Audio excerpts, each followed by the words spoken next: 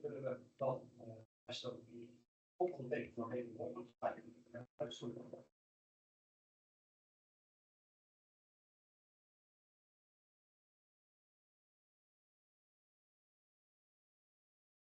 think we can start. Yes, yeah. It's going to be a little bit of a mixture of English and Dutch. So good morning, everybody. Good afternoon. Goedemiddag allemaal. Kind request to kind of keep off your microphone off unless of course you have something to say or you're one of the presenters. Thanks very much. Welcome to this first MIST project webinar. I know some of you already have heard of the MIST project. If not, please check out the website after this meeting. MIST project is a large project with about 8 research institutes involved. And today, I think 4 of those institutes are here to present some of the first results related to the MIST project, which is a long-term NWO-funded research project that focuses on ventilation and air cleaning in relation to the mitigation of airborne infection risks. Before we start again, so a kind request to everybody to kind of keep off your microphone. If during the presentations you have any questions, please put them in the chat. After the presentation, there will be now and then a little bit of time for questions. So if you have questions during the presentations or maybe general questions about this whole event, please put them in the chat. Ellen, can you maybe show the program? And actually, maybe I should have introduced myself. Sorry about that. I'm a professor at Delft University, involved in the MIST project in one of the work packages. And together with Ellen, we are in charge of all the dissemination activities related to the MIST project. And that's why we start talking. But the real talking will be done by colleagues from UMCG Groningen, Radboud University, and Eindhoven University. Ellen, can you please show the program? Yes.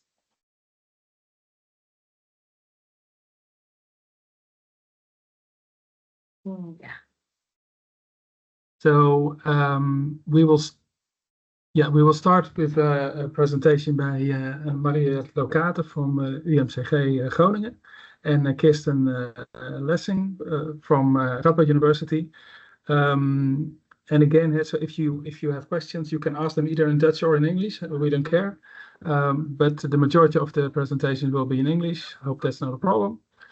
And if it's okay with you, Mariette, maybe you can start. Also start with introducing yourself a little bit further than I just did, and then let's go for it, I would say. Yeah. So after that, do you want to also introduce Marcel and Mohamed, or? Yeah, I will do that later. I'll do it in 2 steps. Yeah. So I stop sharing my slide, and Mariette, if you have a slide to share, just please go ahead. Thank you for the introduction. I think I already shared my slides at the moment, so you can see it probably.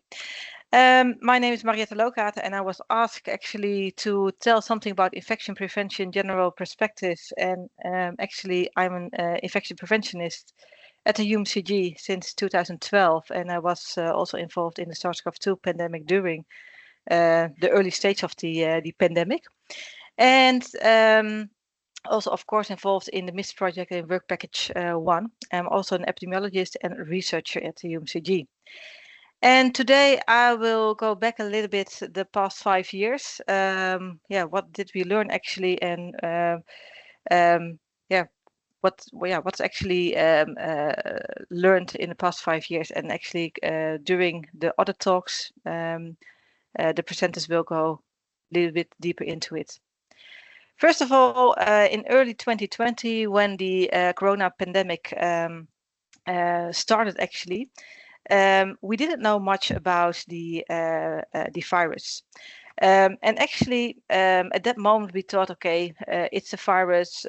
As infection preventionists, we thought, okay, it's probably mostly transmitted by the large droplets and contaminated surfaces.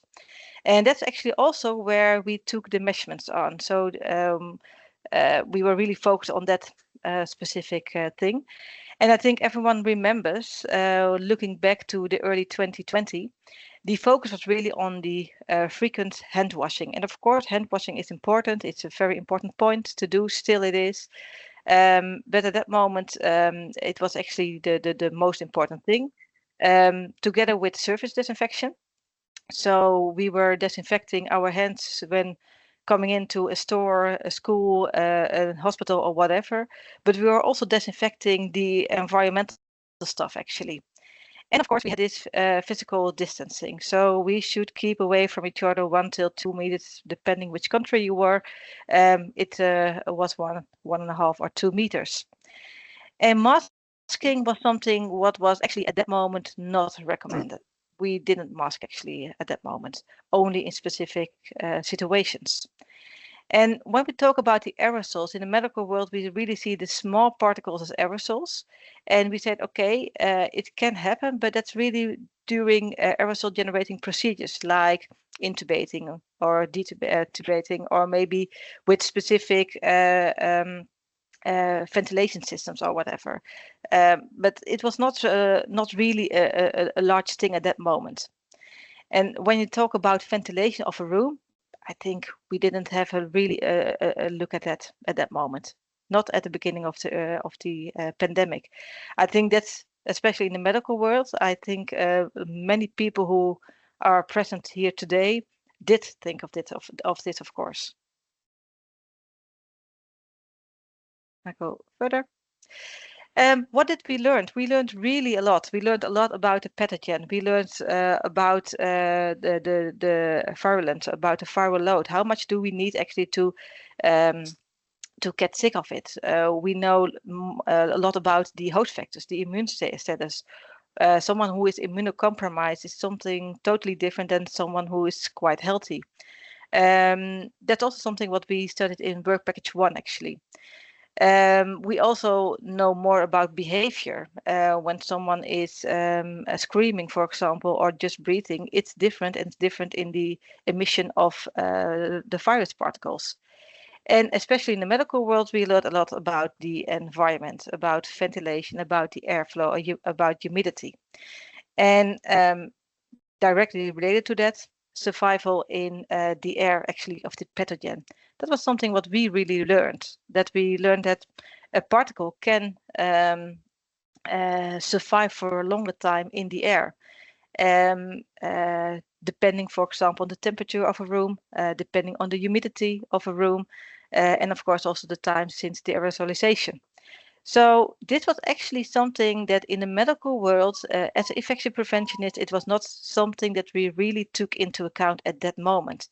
And we learned during the pandemic that we should take this into account. So aerosols, these fine airborne particles, are a major transmission route for SARS-CoV-2, but not only for SARS-CoV-2.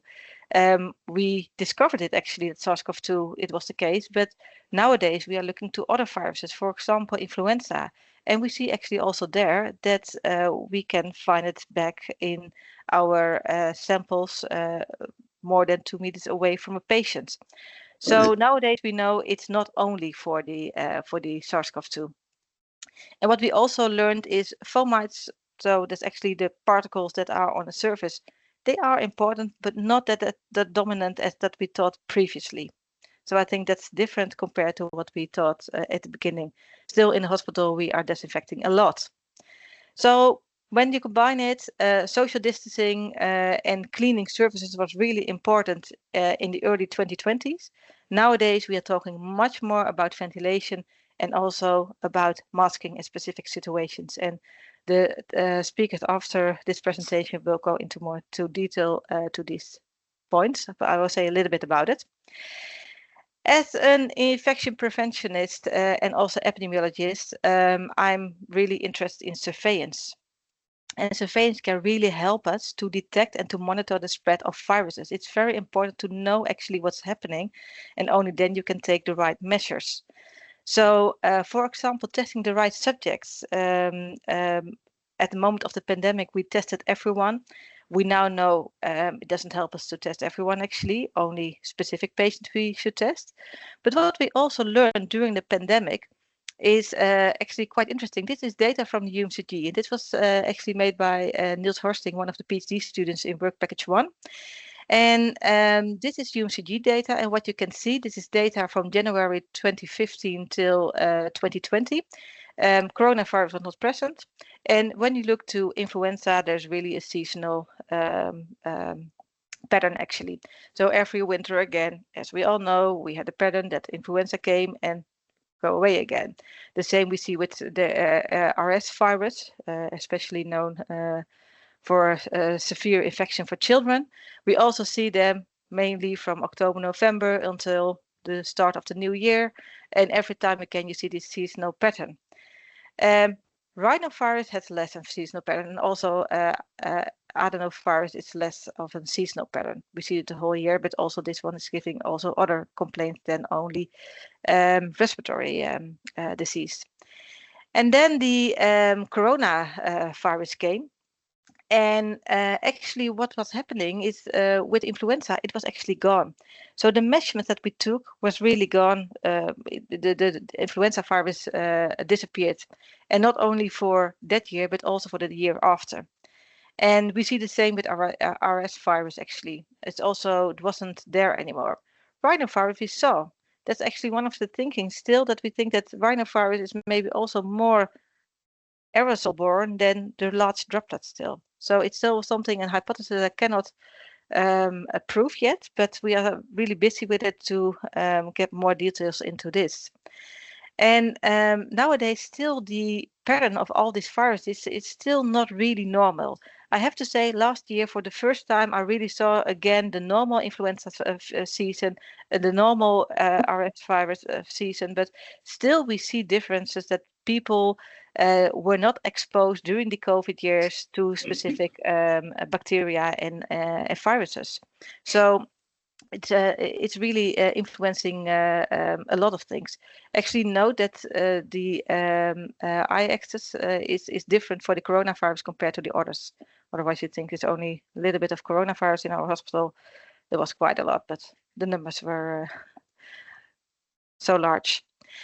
But when you look to surveillance, it's also important to do more population surveillance, because what we see in our hospital is nice, but it's really better to see also what's happening in the population. So what we see here is the wastewater surveillance. It's really useful. One of my favorite things actually. You can really look well what's happening in the population.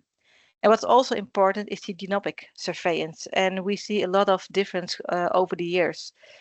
We see when we first of all, we didn't type really. We had not really specific types that we followed, but just one SARS-CoV-2. But then we got variants of concern. That's actually VOC4, the Alpha, the Delta, and later on the Omicron variant. And it's interesting actually to see what happened and how they developed over the years. And they became also less severe compared to the start. But that's maybe the virus, but also our own immune system. Because also our own immune system got challenged by the first virus variants. When we look further to prevention strategies, I will only say a little bit about it, is the use of personal protective equipment within the hospital is of course very important, and Kirsten will go further into detail, I guess.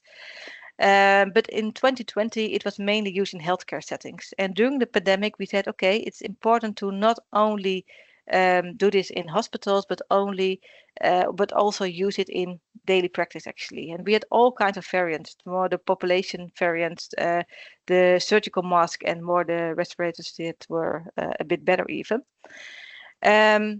And they have proven that they were effective as long as you use them correct, of course.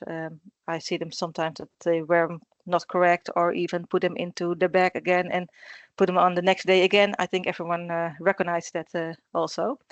Nowadays, we use less of these masks, and but it's in specific situations, it's of course still relevant. For example, to protect patients that are more susceptible to a severe disease. And latest thing what I will mention, but Marcel and Mohammed will go further into detail in the second part of this webinar, is ventilation and air quality. 2020, no focus on ventilation. During the pandemic, the awareness grew, and we recognized actually, and we know now that good ventilation is essential. And that's also nicely seen on the picture below. When you have good ventilation, the number of viruses in a room will be less. And there are developed also by partners of our consortium all kinds of technologies to clean the air. And that's, of course, very interesting and very important for many places, actually. And nowadays, the ventilation is recognized as really an important thing to do and to help a healthy and indoor environment. I have to stop here.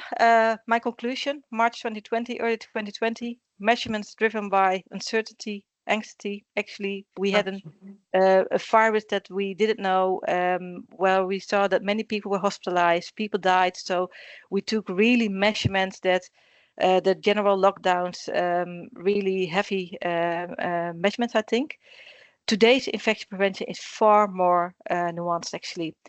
We are now more in optimizing the air, protect the vulnerable, and use the right tools in the right place. And I hope when we have a future pandemic, I don't know when it will come, but probably there will be one in the future. I hope that we respond with a more balanced measurements and not this kind of measurement what we took in the past, and that we really learned from this pandemic. So I will give the floor to. Yes. Okay, Maria. Before we go to Kirsten, Yes. I have a very short question. There are no questions in the chat, but I have a personal question. Yes. I mean, you kind of very boldly say now we know that ventilation matters, mask wearing matters, but the average person working in the medical world, are they as far in their thinking about this as you are, or? I think the people who are in the position to think about these things are now more aware of it. So Yeah. Of course the general nurse is probably not that well aware of it. But when I speak to the technical people in our hospital, for example, they are very aware of it, of course.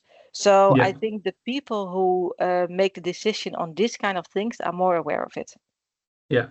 Yeah, so it's a good. We are not there yet, but we are moving in the right direction. We are definitely not there, definitely not. And I think we should still pay attention to it. But I really see a difference compared to 5 years ago, actually. Yeah. Okay. Thank you very much. Yeah, very short introduction to the next presenter, Kirsten. We had a meeting with more or less everybody involved in the MIS project beginning of this year. Then a couple of PhD students presented their work, and one that at least struck me, at least personally, was Kirsten, because she's done some very interesting research that actually has a direct link to decisions one can make in practice. And that's why we invited Kirsten to present her work. Well, what her work was about, that's something that she will tell herself. And she's connected to Radboud University, but she works in the same work package as Mariette. So Kirsten, go ahead, please. Thank you so much for this introduction. Give me 1 second to share my screen. Let's see.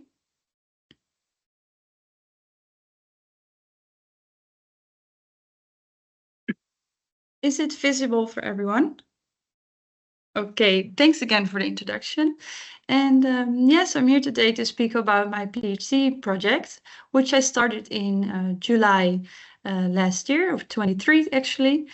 And it's about understanding both the transmission and the prevention of respiratory viruses like SARS-CoV-2 or also influenza, etc.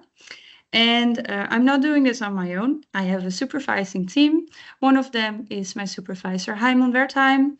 And I also work together with Paul Schepers. And last one who started in this team is Sander Herfst. Sander Herfst is in Erasmus MC. Paul Schepers works with me in the Department of Environmental Science in the Radboud University. And Heimon Wertheim is the head of the Department of Medical Microbiology in the Radboud UMC. So Mariette already told us the respiratory virus can be transmitted via various ways. So one of the ways is that via direct physical contact. We have the indirect contact. We have large droplets, which are known to fall on the ground very easily. And then we have fine aerosols. And the MIST project has been started to also really understand how we have the transmission of aerosols and how viruses can be transmitted to other people, but also how other people can also inhale it to get infected. But the thing is, how do we prevent these aerosols from being transmitted from people? And I recently found some very interesting research about the mitigation. There is a whole platform on how can we prevent such transmissions, and this one is specifically set up for the SARS-CoV-2.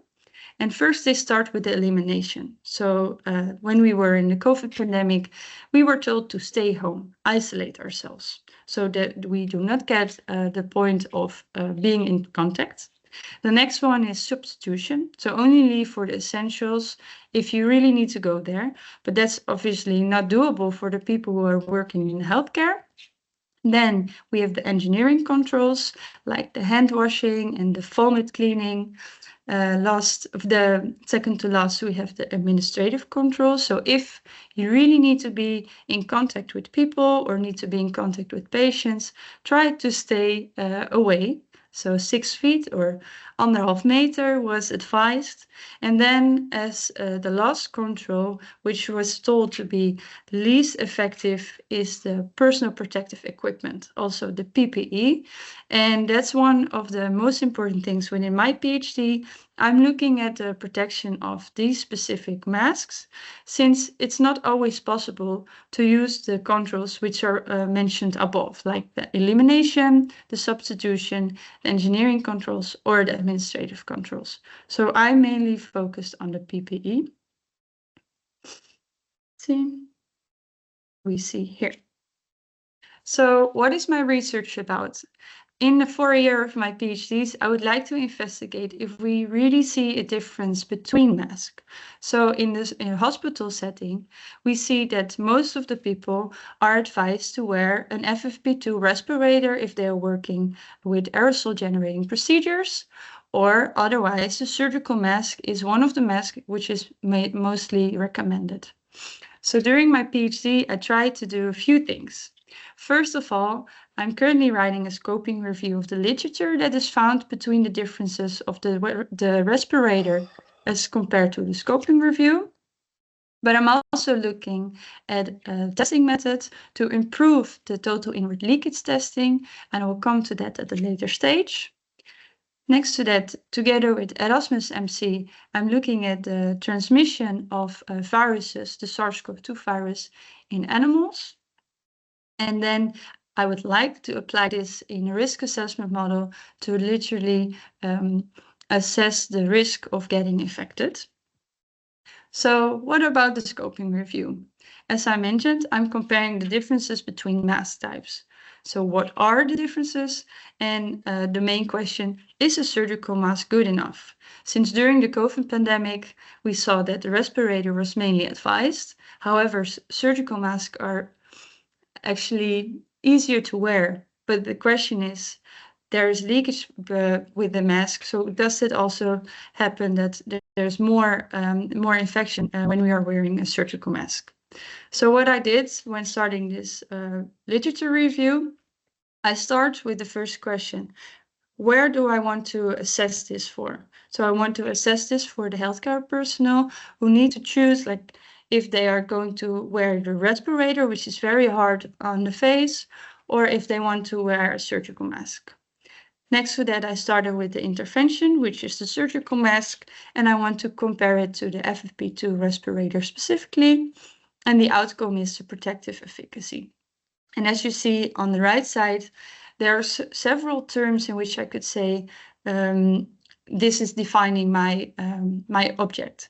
So for surgical mask is also known as a medical mask, and FFP2 respirators is known in the EU, in the European countries, but in America they use an N95, or in China or Asia they use the KN95, which is kind of similar, but we really need to know there are differences in layers, and these layers could result in another outcome. So this is still work that's going on, but for now I can say that I would say that any mask is better than nothing. Then for the total inward leakage testing, currently the total inward leakage has been assessed by using solid particles, and viruses like SARS-CoV-2 are transmitted via liquid particles, also known as the aerosols and droplets I've mentioned previously. So my team has been working on a method in which they are nebulizing fluorescent particles, which can easily be quantified. So what I mentioned, we are going to test the aerosol transmission using the fluorescent aerosols, and this fluorescent tracer we are using is very easy for visualization, but also quantification. And what are we doing? So in the first step, let's see, we have the droplet generation, and we generate droplets via a nebulizer, which can make the aerosols with a size of 6.5 to 14.6 micrometers. And then we want to compare it to the FFP2 respirator and the surgical mask. And then we nebulize the fluorescent at a certain distance. So right now we are testing it at 10 to 30 centimeters, but we would also like to extend this to 60 or maybe 90. And what I mentioned, I'm trying to assess the facial leakage and the leakage that is found due to the filter penetration. And combined, we call it a total inward leakage. Then the next step in this whole method is to quantify it, and we are quantifying it with a plate reader, but we are currently also testing other ways to accurately quantify the amount of fluorescent aerosols. The fifth step is actually assessing the total inward leakage, and the last step is looking at the recovery and calculating the efficiency. So basically what we can get via testing the total inward leakage is the leakage that's going through the mask and quantified on the filter, or also how much protection this specific mask could offer when we are nebulizing a certain amount of aerosols. This is done using a dummy head, but we are also going to set this up for human volunteers, and we are currently conducting a pilot study to look at the total inward leakage. And the reason why we want to do this human volunteer study is a dummy head is amazing to test for the total inward leakage and have as less variety as possible, but not every face is the same. And if we want to know if the mask is certainly working, we need to also account for the variability of the dimensions. Lastly, it's also important that not everyone has the same amount of facial hair. And if some people want to, for example, keep growing a beard, we also want to know if it's possible to still have enough protection if someone has facial hair, yes or no. Then the next study is in collaboration with Erasmus MC, and it's about the collection of infectious virus from the air. And the reason why we want to conduct this study is since it's very important to measure the amount of virus we have in the air, but it's not always known if we can accurately quantify exposure to viruses like SARS-CoV-2. So we wanted to set up a study in which we can compare the different methods of detection. So we want to study the SARS-CoV-2 aerosol transmission specifically, and then we want to compare it to the infections which are gained in the hamster and compare it to an air sampler. And air samplers can be used to detect and culture the SARS-CoV-2 virus. And hamsters are known to be very susceptible for getting infected. And if we compare these two methods, we want to know if we need some improvements to the air samplers, or if the hamsters are working if the air sampler is accurately working, yes or no. It kind of looks like this. So we want to start nebulizing the SARS-CoV-2, and at the same time, the aerosols are getting distributed to the air sampler and to the hamsters. And then we want to culture it and see if the aerosols are viable to get cultured, and if there is a difference in method. And the last thing within my PhD is assessing the risk of getting infected, and this is in collaboration with the RVM. And we want to do this to actually improve the risk assessment models. And during the COVID-19 pandemic, RVM has been very busy already making a risk assessment model. But with the experiments I would want to do during this PhD, we want to gain more information about the risk of getting infected and estimate the infection risk based on specific scenarios and specific airborne exposures. To take home, I would say that understanding transmission is key to prevention. And it's important to know the reason why you are choosing a face mask for the personal protection specifically. And I would say the testing strategies should reflect the real world scenarios for viruses. And in my PhD, I would like to do that with the total inward leakage testing with the liquid particles instead of the solid particles which are currently used. And understanding transmission and protection can help us to prepare for future pandemics. Thank you for your attention. If you have any questions, I would love to hear them. Yes, thank you very much, Kirsten. No specific questions about your presentation in the chat. I do have a small question myself. I know that you've already done some experiments, so you're getting a feeling in terms of quantitative effects, I think. During the pandemic, we had this very rough rule, like if in infection risk calculation, we were assuming that if people are wearing a surgical mask, of course, it has an effect on the person that maybe is spreading viruses, and also on the other side, of people inhaling the viruses, so the susceptible person on the other side. And then we had these rough calculations, assuming if people are wearing a mask, I'm talking about standard surgical mask, then maybe only half of the viruses get through on the side of the emitter, and then in other times half gets through on where the inhaling person is. So you would get a factor of 4 in terms of safety. Are these numbers still crazy based on what you've done so far yourself, or you think it's even better than this, or it's much worse? Let's assume people are not having beards. I'm a bad example, but not having beards. They're wearing them the right way, not with the nose over it. So they're wearing them the right way. Are those ballpark numbers that we used at the time totally crazy, or you think they're not that bad? So to be really honest, there are 2 things in your question. First of all, there is the part where someone gets infected from another person, which I would say is the total inward leakage. But then there's another topic which you mentioned, is that what if I were to be infected and I were to wear a surgical mask, how much is going out of my mask? Yes. And I would say that's an outward leakage. And we did not assess this, and I did not mention it, but we would like to assess the total outward leakage of these masks. For the one on the total inward leakage, we already did, of course, a few experiments on the distance of 10 and 30 centimeters, and we compared the FFP2 respirator to the surgical mask. And I would say that the higher, the longer the distance, the better the surgical mask would work. So the less variety there will be between the mask. So if we compare the FFP2 to the surgical mask, we are currently seeing that there is more leakage in the surgical mask at the closer distance.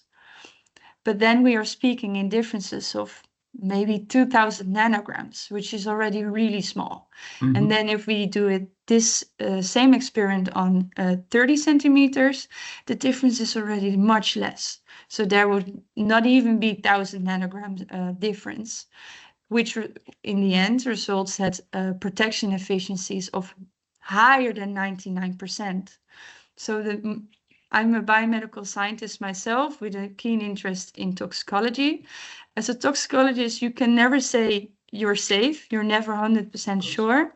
But the efficiencies we are currently calculating is actually stating that both the respirator and the surgical mask are giving at least 99% protection. Yeah. So you can easily say, based on what you've done so far, I know you plan to do more. I mean, it's a no-brainer that masks help to keep you safer. Eh? Not 100% safe, but definitely safer. Exactly. Yeah. Yeah. Okay, let's move. Thank you very much, Kirsten. Let's move to the rest of the program. Yeah, maybe Alan, you can show the other half of the program. So now we have two presenters from TU Eindhoven. Very happy to see you here, Marcel and Mohammed. Marcel is going to present some general results related to ventilation and air cleaning technologies, and to what extent they work in terms of limiting infection risks, airborne infection risk. And Mohammed is working on localized ventilation, so this is kind of ventilation close to where the breathing zone is. And he's going to talk about whether this, the studies that are planned and have been done, and whether this works or not. The word is to you, Marcel, and yeah, I'm curious to hear what you are about to share with us. Yes, thank you very much, Matze. And you should be able now to see my screen. I'm correct. Yeah, thank you very much for the introduction. My name is Marcel Loomans, working as a associate professor at the Eindhoven University of Technology, and we are also part of MIST and working in work package 3 mainly. Was asked to give a short introduction, more or less, for the next speaker, Mohammed, with some insights from the pandemic and also what we are doing in some other Dutch research projects apart from MIST. And those projects are mentioned here on this page directly, so it's Pedri, Venti and Claire, which alongside with MIST are some large projects which were running for a couple of years already. And of course, we are very grateful to the agencies and partners involved in the project that make this kind of research possible. And I'm presenting it today, but of course, I'm also very grateful to all the TUE colleagues that contributed to the work, which I present partly today. It's only 10 minutes, very short. And I want to go back to 5 years ago, where Mariette already introduced. We had all of a sudden, we had SARS-CoV-2 and COVID. There was a lot unknown, but what the WHO already knew at the start, or quite quickly at the start, was that COVID-19 was not airborne. So there were some quite clear tweets about that, and it was a no-brainer for them. But the issue that we are dealing with is this. So we have a person with which is infectious, which produces aerosols. Everybody produces aerosols, but in this case, it's aerosols with viruses in it. And that spread to the room. And of course, if you're very close by, you see that you have higher concentrations of aerosols, and you may be exposed to those higher concentrations. You also may have larger droplets, which could hit you when you are close by. And therefore, the advice also given by WHO at the time is keeping distance was very good, in the sense that you then are exposed to lower concentrations of the aerosols. So that is no discussion. But what was happening further down in the room was something which WHO did not consider, and that's the fact that aerosols can stay afloat for quite some time. So if we are talking about particles in the order of 20 micrometers and smaller, they can stay around quite a while in the air. And if we want to deal with that, then we have to think about ventilation and air cleaning to dilute those concentrations. So that is what airborne transmission is about. It's short and it's long range. It's both, but we have been focusing very much on the long range. And within the MIST project, we now also want to have more attention also to the short range exposure and how we can deal with that. But let's focus on the long range. And also the insight that ventilation is important. Also came across to the WHO, but it took them almost 2 years to identify it on their website and indicating, okay, if you have a poorly ventilated room, then you will have a higher chance of getting infected. Also in the Netherlands, we saw some changes a bit early already, well, but it's still 1.5 years later after the start of the pandemic. We had this fourth icon on the list when the Prime Minister was explaining some new information related to the pandemic. But if you're talking about ventilation, what is meant with that? Well, it is not opening a window for 10 minutes, as also was proposed by the Prime Minister at that time. And now we have really to think about ventilation as something which is continuous and which needs to happen continuously all the time. But we also have to think differently about ventilation, and that's what we also have been doing since then. Usually we were thinking about ventilation in terms of air change rate, so the amount of air in a room, the volume of a room that's being replaced every hours, which is not completely true, because here we assume that the air is instantly mixed and there's everywhere the same concentrations. We are also thinking now about air cleaning as an addition into the ventilation part. So that's also what is happening. We had to think about recirculation, whether we use it or not, and have to refrain from it. And also on the purging part, what can we do with opening a window in the break? Does that really help if we have a poor ventilation system? The answer is it doesn't really help. So you really have to think about ventilation in terms of continuously and sufficiently, and potentially added on with some air cleaning. We also need then to think about performance of ventilation, and we needed to come up with new indicators, or reintroduce indicators that we knew already for quite some time, so as the air change efficiency and the contaminant removal effectiveness. So these kinds of developments have grown over the last 5 years. And also within the projects that we are running, we are looking into this one. I think rethinking about ventilation performance. So if you depart from the fully mixed assumption, as we have done till 5 years ago, which assumes that if you bring in air, it's mixed instantly and you have the same concentration in the room. Of course, we know that it's not true and not feasible. What happens if you have put your source at different positions in a room?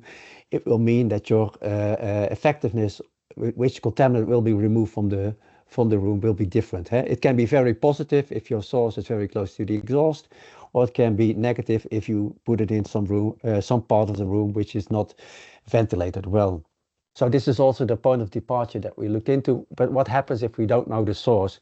How can we then assess the performance of a ventilation system? So that's what we looked into, at least people within the group looked into. So here you see an example of a airflow in a large room with 2 supplies and 2 exhausts. It's on the top right. And you see the air coming down with the colors, the velocity, but you see it's quite complex what we have. But how can we now assess the quality of this ventilation when we talk about removal of contaminants? So the idea here is to position sources at different parts in the room, and we do that at a plane where we assume that people are breathing, which is, I think, most logical in the context of viruses. So what happens if you put sources in a regular grid throughout the room, and then look at how the contaminant is distributed throughout the room, and again look at the breathing plane, the same plane, and see how the average contamination concentration is in that plane. So if we do that, then we can come up with results that look like this. So here we have 121 source positions in the room, so individual calculations, and then summarized in one graph, which shows you that if you put a source in one part of the room, you can arrive at lower average concentrations than when you put it in another part. And of course, this is important information if you are designing your ventilation system in a room. And you also see what happens if you change the supply and exhaust, then the distribution of these values differs. So depending on your use of the room and intentions for the room, you can use this type of approaches and indicators to improve ventilation in the room.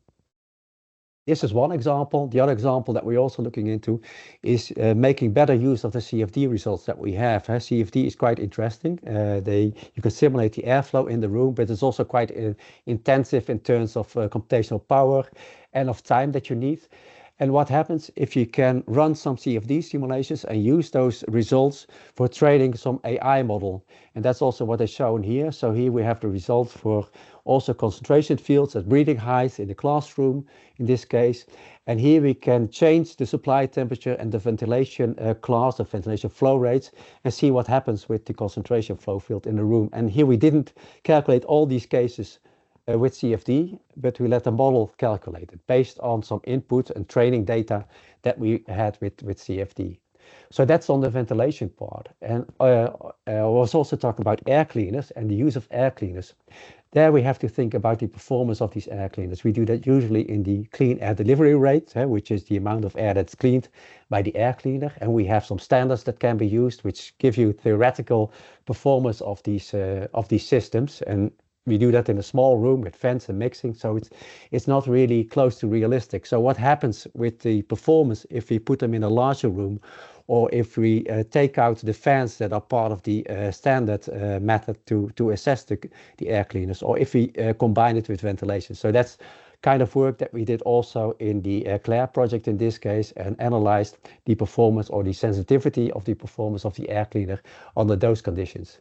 But the last step also in air cleaners also put it really into practice, and that's also part of the Claire project, where we put quite a lot of air cleaners in classrooms throughout the Netherlands, compared and also to classrooms with no air cleaner. And now we just are finishing off. We have 180 classrooms that we are monitoring, have been monitoring, and in the next half year we hope to analyze the data and come up with some conclusions on that part, how the performance is in actual situations.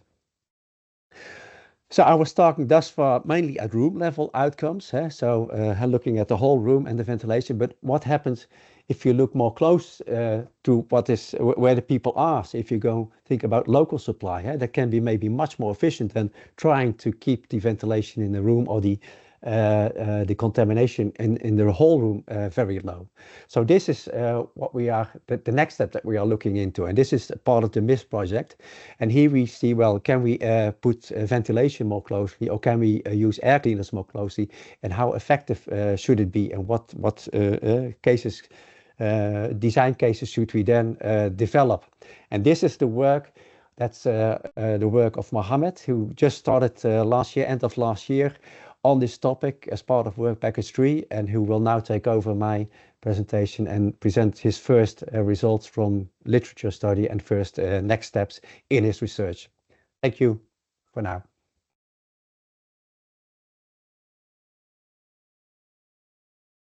Yes, hello everyone.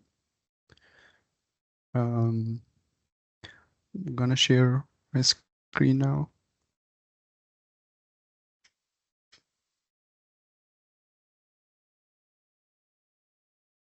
So I'm Mohammed Zaid. I'm happy to be on this webinar, and I'm working jointly with Professors Marcel, Twine, and Matthias. And today I'm going to talk to you about localized ventilation and air cleaning for infection control.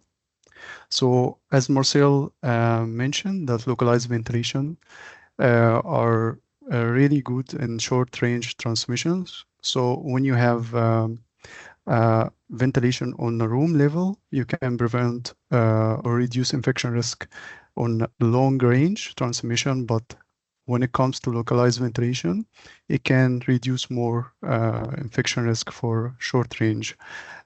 Also, it's more energy efficient compared to room ventilation because of the small space we are ventilating around persons, but it has some challenges like thermal comfort. It's difficult to achieve homogeneous air temperature in a localized ventilation compared to mixing ventilation, for example, and also draft sensation, because sometimes you need to introduce higher velocity to break the convective boundary layer around people. So we started by doing a bibliometric analysis just to have an idea about solutions in literature and what is the best solution we can find. We started by searching Web of Science by using a comprehensive search query that resulted in a large amount of articles, above 1,800. From that, we used the AI assistance tool based on abstracts of these articles. And from that, we refined it to 180 eligible articles. Then we use the VOS viewer to find relations between these articles. As you can see on the side, for example, that the keywords mentioned at least 50 times, and you have an idea about what major keywords in that field, what are the relation between co-authorship between researchers, and you have more insight about what has high impact in the field. And by that, we had more eligible articles to add to our pool. Then I started to search for literature, and I had some literature insight. I can say that there is two main categories. One is air supply, and the other one is air supply and exhaust. For example, you can have air curtains, or upper air supply, or frontal air supply. But what is more interesting is when you combine air supply with exhaust, and I will it's called push and pull system, and I will explain why this is more interesting to us for infection risk control. That can be more apparent here if you look on the right, that if you apply just clean air, you might increase the infection risk for healthy persons without pull system. And that's why we prefer using performance indicators of infection risk indices over air quality, because it's not anymore about delivering just clean air, but you need a tool that can give you, based on location, duration, and viability of pathogens, that have the infection risk increase or decrease, also based on the type of virus you are analyzing. So that's why I choose to go more in the direction of push and pull concepts. And today I would like to share with you two main ideas that's relatively not applied as much in the literature, and which might give us some more insights. The first one is entrainment barriers, and it's based on having a turbulent jet inlet and combining it with exhaust. So by that we can create a barrier that on the sides of the turbulent jet will form entrainment of contaminants around, and then direct it to the exhaust. The second idea is using local units, and that's supplying air locally, but before supplying the air, having a type of filter just before it. And the challenge is how to make these compacts, and how flexibility will help in designing our solutions. So furthermore, with entrainment barriers between people, the vortices on site, as I said, collect the contaminants for both sides and directly to the exhaust. And the combined between jet turbulent inlet and exhaust increases the system efficiency. If you use just exhaust, it wouldn't be able to form such a barrier. And also we can notice that the need for optimization, because if you supply too high, if you have too high supply, then this leads to air deflection, and because this air already had contaminants from both sides, then the infection risk might increase. And if you have too low supply, then you will not have barrier anymore. And these optimization parameters will depend mainly on the supply and exhaust velocity, on nozzle and exhaust dimensions, and the distance between them. To judge performance of such system, you can use a tightness coefficient, and thus make a comparison between the air transfer rate across the barrier when the system is on and when it's off. Then for these entrainment barriers, important aspect is scaling, because now you can change the distance between them and apply it in different situations, in a train, between people, or let's say if people are staying on a table, on a desk, then you would need for optimization to change the distance between the inlet and the exhaust. And that's what opens some innovation opportunities. in that application. For example, if you have a compact design of the exhaust with the filter, we can position that exhaust with filter combined anywhere in a room and combine it with the inlet, and so apply it on different applications. Also, the creation of closed connected supply and exhaust that can be done through optimization of the parameters I mentioned. A challenge is that the turbine jet require high energy consumption, and yeah, some innovation might be needed in that aspect. And also, yeah, the safety hazards of using UVC that can be overcome somehow. It could be beneficial in such a case. Secondly, I will talk about the second main idea. It's local units.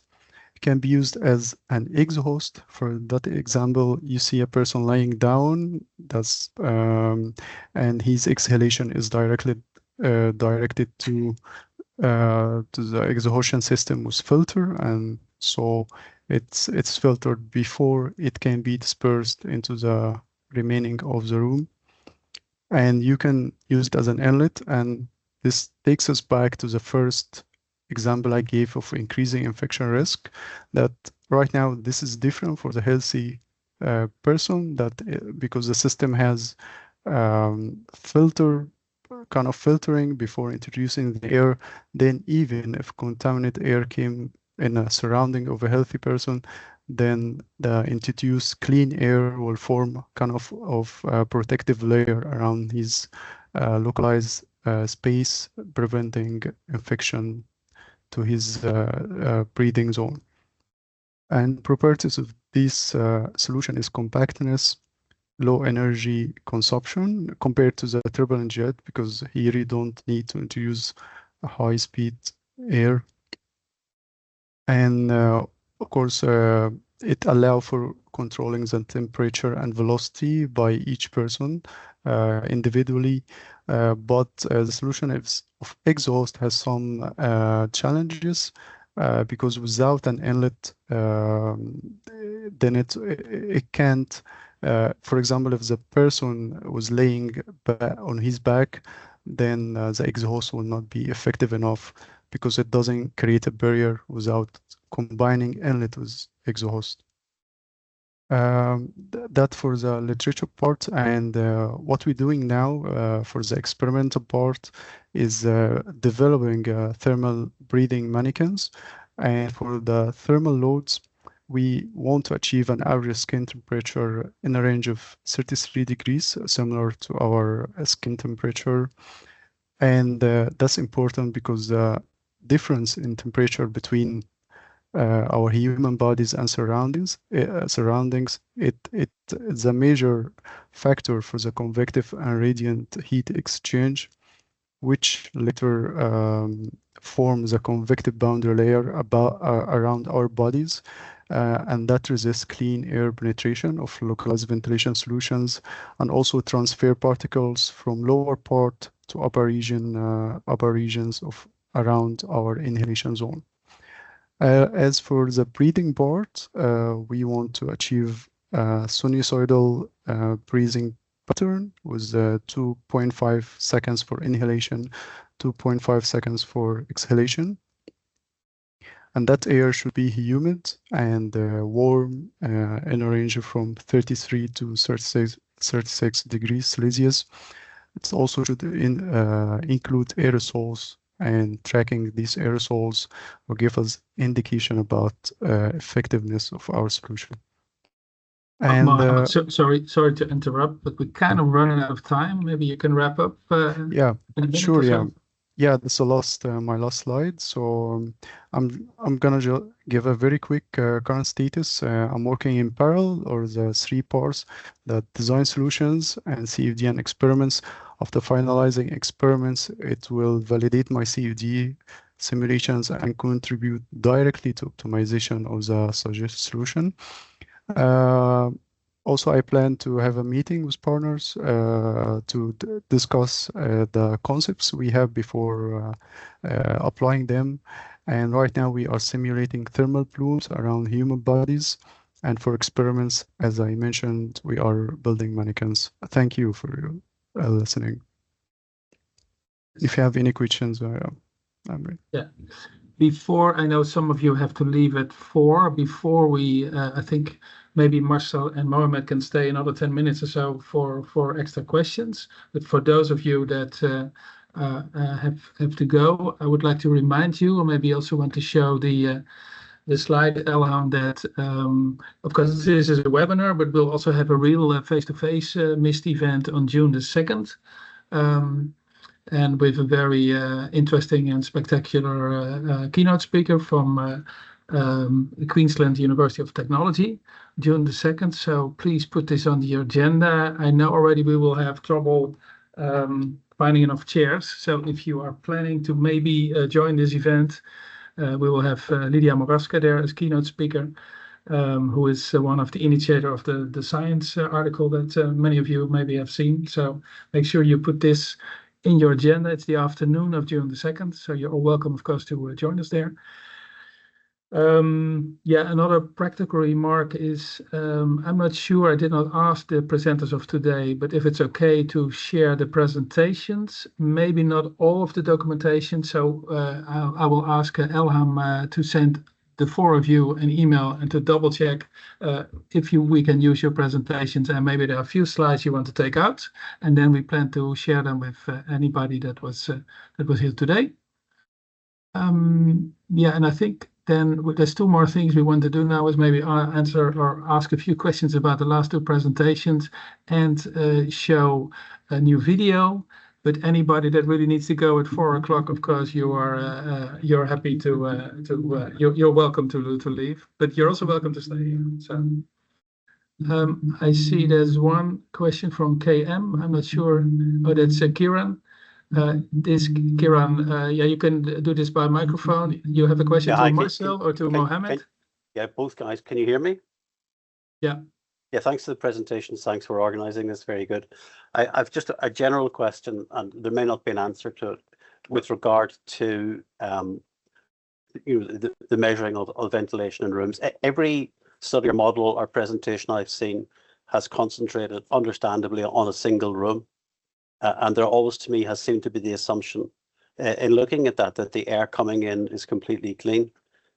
Are there any plans to do a simulation or modeling on a whole business? Because in the real world, a building isn't just one room. It's dozens of rooms, or in exceptional cases, hundreds of rooms. And clearly they're all linked by the ventilation system, because whatever it is, 70–80% of the air or 60% is recirculated, whatever the number is. So are there any plans to try to take that effect into account? Because, as I said, the assumption to me, perhaps wrongly, seems that we're working on the basis that all the air coming into a theoretical room is clean. Marcel, maybe to answer. Yes, that's indeed the assumption that we take on generally. But in essence, if the air that would come in is not clean, would not change the conclusions of the outcome.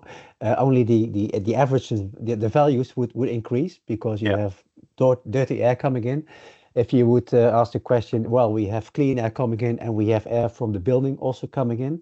That's something that we didn't look into, and that, of course, is one of the many parameters that you can think of in analyzing or looking into the problem. I think it's a good point to mention. Thus far, we indeed only looked at the situation where we have controlled in and out flow of the room. So mechanical ventilation, also natural ventilation, for example, is really a typical one, which is very difficult to handle in an experimental setup, but also in a numerical setup, because wind and so on is very changing well quite quickly, and that makes it quite complex to look into ventilation in the rooms. It's not said that it's impossible, but it's really, you would like to link it with other types of models in order to have good boundary conditions that bring you then back again to your CFD results. So it's really not straightforward, and I think for us, it's also apologies. Just to finish it's also what we are trying to look into some standard recommendations instead of solving for one case, one room, a typical situation. But your point is very valid, and I think we should at least take it into account while analyzing the work, while performing cases or studying cases that we intend to do. Yeah, and of course you always have the human factor, perhaps in a particular guide, the maintenance guys forget to change the filters. Anyway, thank you for your presentation. Thank you. Yeah. Okay, I also had a question to Mohammed. You showed one picture with somebody lying, maybe infectious. I know that, for example, in Denmark, Professor Nielsen did some research about hospital environments and what you can do in and around the beds related to local ventilation solutions. In a way, it's a no-brainer, I would say, to do something in a hospital context. We don't really see that yet. Are you planning anything to look more in detail on hospital settings and doing something with local ventilation solutions, and maybe including some practical experiments? Or do you think it's just too difficult and this is something that maybe we should avoid? Well, I have seen in literature, I think it was from Melikov, that he after he exhausted the air beside the person laying down, he introduced it as an air curtain around the bed, just to isolate that patient from doctors and surroundings. So yeah, there is really a lot of interesting ideas, and of course hospitals are the most important place you would like to reduce infection in it. But right now we have these major applications, and where you can apply the localized solution.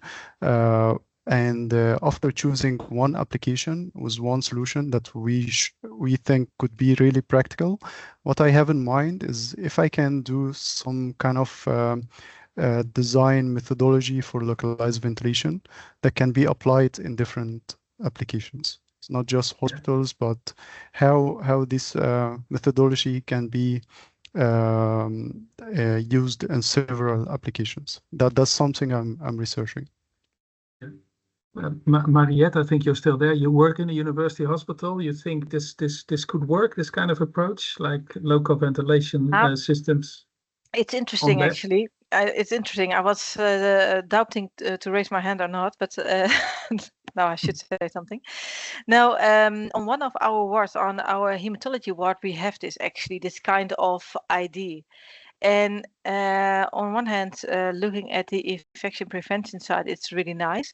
But the convenience of the patient is really a problem over there, because there's really an airstream over the bed and the patient is really cold. So there are actually two things: infection prevention, yes, but convenience for the patient, no. So we have to think also about that. I think this can be solved by medical people just telling to people from technical universities, make sure it works from infection prevention, but make sure there's no draft. So now it's your problem. Exactly. But that's something to take into account, because it is, of course, interesting. But we also know when we are in the operating theater, it's really cold. Direct under the plenum, actually. So the airflow, it's cooler, actually. So that's something to take into account. So, but interesting, of course. I think one of the first slides of Mohammed, it says about indicators, thermal comfort, is one of the important ones to indeed take into account. So fully agree with that. Yeah. Okay. If there's no more questions, I think Alvaro left. Otherwise, I would already have asked him to share his question again with us. But I think given time constraints, it's actually a good idea to maybe leave. I would like to end with asking Elham to show the awareness video that we recently made. Before we do so, I would like to thank Kirsten, Mariette, Mohammed, and Marcel very much for your contribution. Very hands-on, I think. Again, I would like to remind all of you that the next MIST event we will have is a face-to-face one at TU Delft on June the 2nd in the afternoon. If you don't go there, you have a hole in your head, as we say in Rotterdam, een gaatje in je hoofd. It's going to be super interesting, and with a very knowledgeable keynote speaker. So put this in your agenda, make it empty, and then So if it's all okay with you, we will finish now showing the video, and directly after that, it's end of this meeting. Okay, thank you very much, everybody. Thanks. Thank you.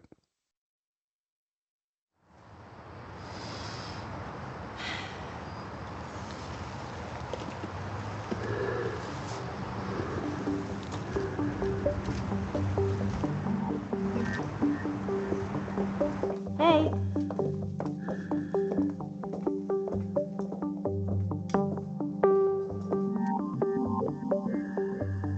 Hello everyone, great to have you all here. Today is a big day. Kevin, will you? Now, as you all know, we take our people's air safety very seriously. Without these, we'd be breathing each other's air. But obviously they are very inconvenient. So,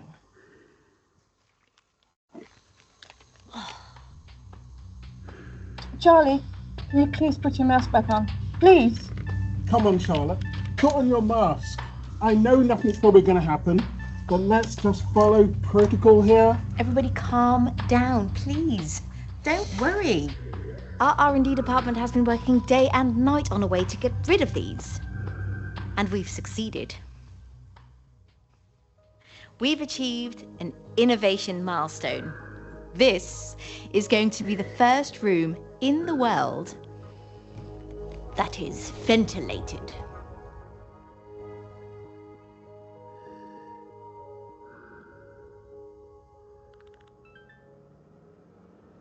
Please look up.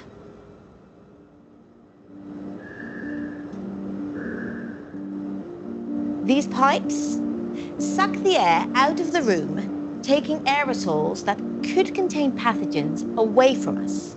And they also bring in clean air for us to breathe. Come on, everyone, let's share this moment. Take off your mask. Come on.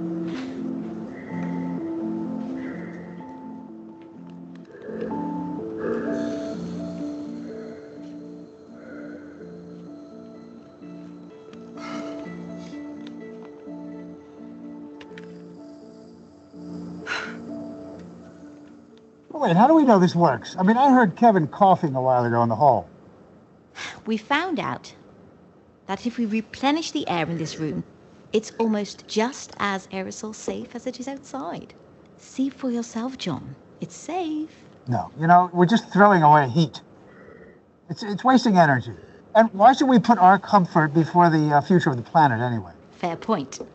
And that's why we've installed a heat exchanger. It can recover up to 80 to 90% of the heat. Now, while some of you are still taking it in,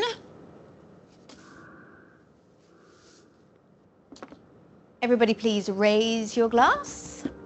A toast to this milestone. Yes.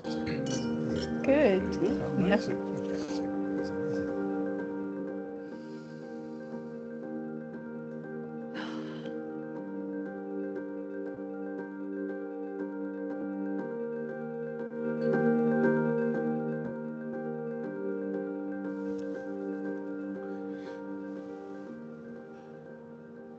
Well, I suppose there is some air circulation in the room. It is well known that respiratory infections can be transferred via pathogens in aerosols. According to the World Health Organization, well-designed and operated building service systems can reduce the risk of viruses spreading indoors through ventilation with outside air and filtration or disinfection of recirculated air. Clean air matters. It is essential that indoor air is sufficiently replenished through adequate ventilation and/or air cleaning. Please keep in mind that other measures matter too. For example, close proximity infection risks can be mitigated effectively with mask wearing. Okay, that was it. It's Elham tomorrow. I think will send you an email so you have the direct link to. It's on YouTube. I shared it last week with some like a group of scientists that was involved in the science article that we talked about, and got some enthused reactions from the US and Australia. So I'm looking forward to them sharing it over there. There is one available with Dutch subtitles, etc. So there's stuff you can find about this on YouTube and also on LinkedIn.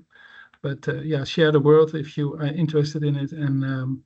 And one last word about the video. We did some workshops last summer, and then we found out a lot of people don't think about ventilation and the transmission of diseases anymore.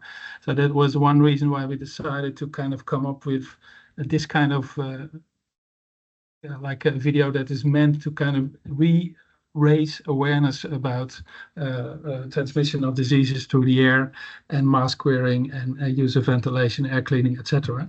So yeah, that's and again, you can also find it, of course, on the MIST website. Yeah, so that's it for now. I think no more other business, and maybe see you on during the